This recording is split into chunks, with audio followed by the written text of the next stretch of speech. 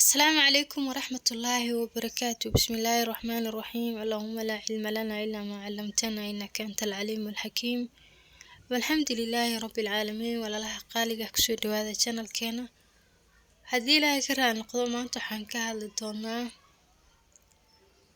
دعاء قفك أخرستو وألا أرميه سوء سهلا. رسول كاني صلى الله عليه وسلم ayaa waxa uu na baray ducooyin aad u fara badan tan maanta aan baran doonana ay ka mid tahay. Adduunyadu way iska xaalado badan tahay sidaas daraadeed waxaa jira ducooyin badan oo midba ay meel ku munaasab tahay. Tan maanta aan soo qaadanay si guud waxaa Ilaahay loogu weydiisanayaa in arrimahaaga uu kuu toosiyo waxay doonaan bay marka noqon karaan. rasuulkii alle sallallahu alayhi wasallam ducadan waxa uu baray gabadhiisii Faatima ee uu dadba u jeclaa. qaala an-nabiy sallallahu alayhi wasallam li Faatima radiyallahu anha. rasuulkii alle sallallahu alayhi wasallam waxa uu ku yiri Faatima Allah ka raali noqdee ma yamnuki an tasma'i ma usiki bihi. Faatimo waxaan kuu dardaarmay si fiican u dhageyso. أن تقولي إذا أصبحت وإذا أمسيت يا حي يا قيوم برحمتك أستغيث أصلح لي شأني كله ولا تكلني إلى نفسي طرفة عين.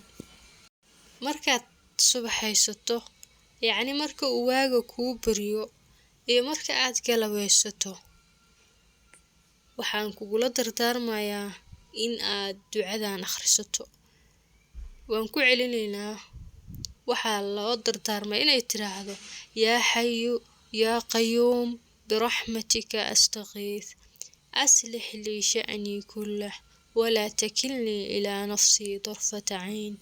sida aan rajeynayo dadkii horey ugu xirnaa channelkeena ducadan waa yaqaanaan. haddii alle ka raali noqdona waan soo dhigi doonaa qoraalkeeda. يا حي يا قيوم برحمتك أستغيث أصلح لي شأني كله ولا تكلني إلى نفسي طرفة عين. ducadan iyo guud ahaan ducooyinkaba inaad barato oo keliya uma baahnid, waxaad u baahan tahay inaad macnahooda fahmayso. waxaad macnahooda garanaynin waxaa kuu dhaama waxaad fahmaysa waxaad Ilaahay weydiisanaysa, sababtoo ah saameyn kugu yeelan mayso markaad macnahii aqoonin. laakiin markaad luqadda aad si fiican u taqaano ama erayo aad macnahooda garanayso Ilaahay ku baryayso way ka fursado badan tahay, sababtoo ah waxaad macnahooda taqaano khushuuc bay kugu beerayaan. waa wax ku taabanaya oo sidaad ugu baahan tahay iyo cidaad uga baahan tahay iyo waxa aad ka hadlayso iyo waxa doonayso sida isku waafaqsan yihiin baa dareen gaar ah leh. taana waxay keenaysaa in qofka rajooyinkiisa badiso. markasta uu qofka aamina in uu sidii mudnayd Ilaahay u baryayna waxaa ka dhalanaysa in uu malo wanaagsan yeesho. waxaana muhiim ka dhigay malada fiican ducooyinka lagu aqbalaa. wuxuu nabiga yiri sallallahu alayhi wasallam ادعوا الله وأنتم موقنون بالإجابة. إلهي بريا إذنكو هو إنو إذنك أقبل دونه. soo dhawaada mar kale ducada macnaheedaan baranaynaa iyo haddii Ilaahay ka raali noqdo magacyada ku jiraba aan ku horeyno ducooyinka goorma la akhristaa. sida gabadhiisa uu kula dardaarmay waxa ay ka mid tahay adkaaraha subaxii iyo galabkii la akhristo. waxyaabaha Ilaahay laga baryayana waxa ugu horeeya naxariistiisa, oo naxariistii lafteeda ayaa gargaar lagu dalbanayaa. sidaad Ilaahay u naxariis badan tahay gargaarkaaga iigu soo dir weeye macnaha guud ee ducada ku jiro. waxa ku jira magacyo Alle. inta aanan u guda gelin nabiga sallallahu alayhi wasallam laftiisa ayaa ducadan akhrisan jiray. waxa uu akhrisan jiray waqtiyaha ay xaaladaha ku adkaadaan, macnaha marka uu walaac dareemayo. Sidaas daraadeed, haddii isla haddaba ay jiq kugu tahay, meel la fariiso. Qiimo uu ku ogyahay ducadan iyo awood ay leedahay oo Ilaahay fahamsiiyeyna wuxuu u doortay gabadhiisii wadadoo dhan u jeclaa in uu hadiyad ahaan u siiyo. Haddii adiguna ay maanta tahay markii kuugu horreysay, waa dardaaran xafido, way ku anfacaysaa ilaasho. Ducada waxay ku bilaabanaysaa magacyo Alle oo kala ah Al-Hayy iyo Al-Qayyum. Magacyadan waxay ku jiraan aayatul kursi oo maalin hore aan ka hadlaynay oo ah aayadda Quraanka oo dhan ugu weyn. Ilaahay wax uu ku ilaaliyo waxay loo akhristana la helo. Si gaar ahna magacyadan xadiis baa looga hadlay, waxaana ka mid ah mid Nabi sallallahu alayhi wasallam uu tilmaan kaga bixinayay magaca Alle ee weyn. Waxa uu yiri magacyada Alle ee waaweyn waxay ku jiraan 3 suuradood. Ismullahi al-A'zam waa magac Alle oo weyn, alladhi idha du'iya bihi ajaab wa idha su'ila bihi a'taa, wuu yiri Nabi sallallahu alayhi wasallam. Waana mid haddii Ilaahay loogu yeero uu aqbalo, haddii wax lagu weydiistana uu bixiyo.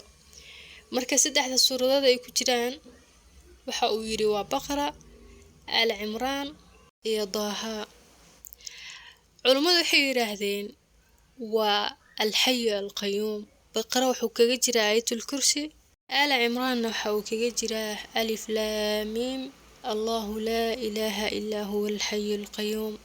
sidoo kale Daaha dhadhamaadku kaga jiraa wacanatil wujuuhu lil Hayy Al-Qayyum kaga jiraa.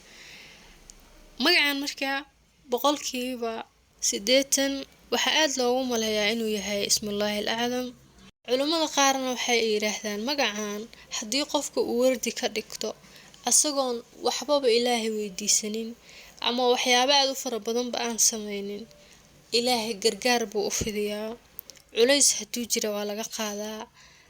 Marka keligii baa lagu celcelin karaa yaa Hayy yaa Qayyum yaa Hayy yaa Qayyum yaa Hayy yaa Qayyum kun jeer iyo ka badan intii adiga aad gaarsiin kartaba. aad buu u fiican yahay baa la yiraahdaa. Marka ugu dambeyn aan ka hadalno ducada macnaheeda, yaa Hayy waxa laga wadaa Allaha nool ee noloshu ay sifadiisa tahay, macnaha noloshuba asaga sameeyo, asagana wax dilay isagu ma dhinto. Al-Qayyum waa mid kaaftoomay, cidna aan u baahnayn, inta uu khalqay oo dhanna asagaysa ka maarmin oo u taagan baahiyahooda. Marka waa magacyo kamaal oo dhan inuu Ilaahay gaar u leeyahay cadeynayo, awoodoo dhan inuu asaga keligii ekeystay, inta kale oo dhanna asagay u baahan yihiin oo kala dabara amuurahooda. Marka labada magac baa ducada hordhig looga dhigay.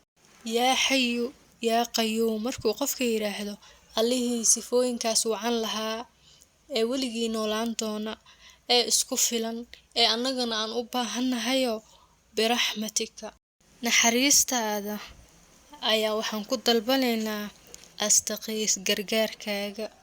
Ilaahayow noo gurmo oo gargaar noo fidi oo naxariistaadii badnayd nagu furo.